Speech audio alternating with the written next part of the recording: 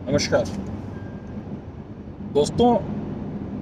कभी कभी ट्रायल की स्टेज पे या कभी अपील की स्टेज पे जब हम लोग विटनेसेस के एविडेंस देखते हैं तो एक प्रॉब्लम अक्सर ये फेस करने को आती है हम लोग को कि जो विटनेस का एग्जामिनेशन इन चीफ होता है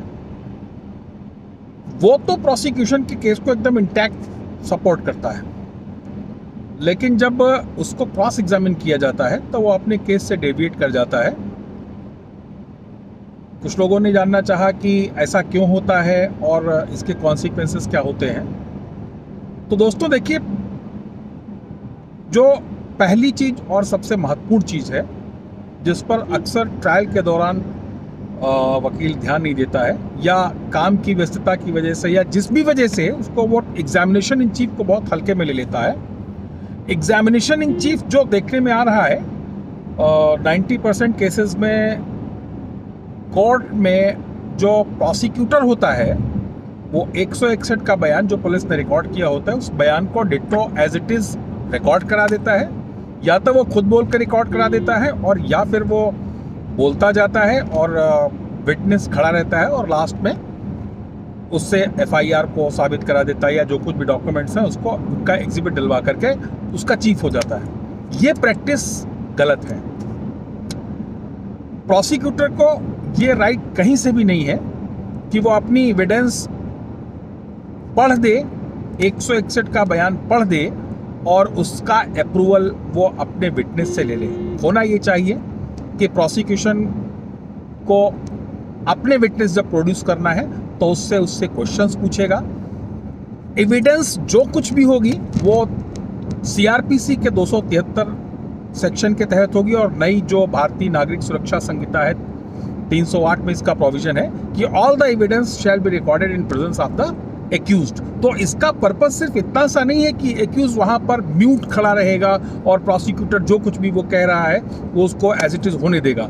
उसका पर्पस सिर्फ ये है कि जो एक्यूज्ड है चाहे वो इन पर्सन अपीयर हो रहा है या अपने एडवोकेट के थ्रू अपीयर हो रहा है, उसको ये राइट है, उसको ये जानने का अधिकार है कि जो भी एविडेंस रिकॉर्ड की जा रही है वो एविडेंस विटनेस खुद रिकॉर्ड कर रहा है। जबकि होता क्या है कि विटनेसेस अपना स्टेटमेंट रिकॉर्ड नहीं करते हैं, एक्यूज्ड खड़ा रहता है। केस जब कॉल आउट होता है कहा जाता है कि उसके अपने वकील को बुला लो, गवाही शुरू होने जाएगी।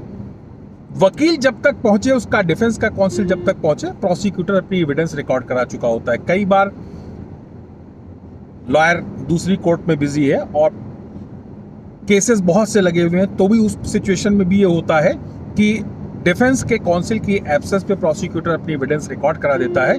ऐसी सिचुएशन अगर होती है तो एक्यूज को पूरा राइट है, वो ऑब्जेक्ट कर सकता है, वो कोर्ट से कह सकता है कि यद्यपि मेरे वकील साहब इस समय मौजूद नहीं है लेकिन फिर भी जिस तरीके से एविडेंस रिकॉर्ड कराई जा रही है यह एविडेंस अपने आप में गलत है। और प्रोसिक्यूटर अगर चाहे तो विटनेस से सवाल पूछ सकता है, विटनेस उसका जवाब देगा और वो जवाब जो होगा वो लिखा जाएगा। सवाल पूछते टाइम पर भी लीडिंग क्वेश्चंस पूछने का राइट प्रोसिक्यूटर को नहीं होता है। लीडिंग क्वेश्चंस वो होते हैं जिनमें उनका आंसर भी खुद में छुपा होता है। तो इस तरीके के क्वेश्चंस पूछने का राइट प्रोसिक्यूटर को नहीं है। प्रोसिक्यूटर फैक्ट्स को नरेट कराएगा। जो एक और चीज पूछी गई है कि इसके कॉन्सिक्वेंसेस क्या होंगे।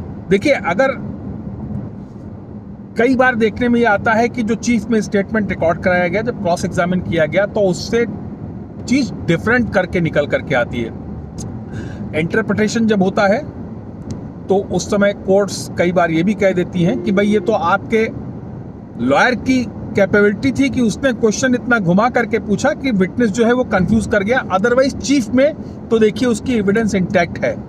कई बार कोर्ट्स भी इस फैक्ट को नजरअंदाज कर देती हैं कि जिस समय चीफ रिकॉर्ड कराया जा रहा होता है वो विटनेस खुद एविडेंस ना दे करके उसकी एविडेंस प्रोसिक्यूटर के द्वारा रिकॉर्ड कराई जा रही है। तो अगर कोई एविडेंस प्रोसिक्यूटर के द्वारा रिकॉर्ड कराई गई है, अगर 161 के बयान को डिट्टो प्रोसिक्यूटर ने एज इट इज एविडेंस में या थोड़ा बहुत उसको अपने शब्दों में चेंज करके अगर उसने कर दिया तो डेफिनेटली जो प्रोसिक्यूशन की एविडेंस होगी वो इंटैक्ट होगी। लेकिन देखना यह है कि क्या वो एविडेंस विटनेस दे रहा है या 161 के बयान को अपनी लैंग्वेज में प्रोसिक्यूटर लिखा रहा है।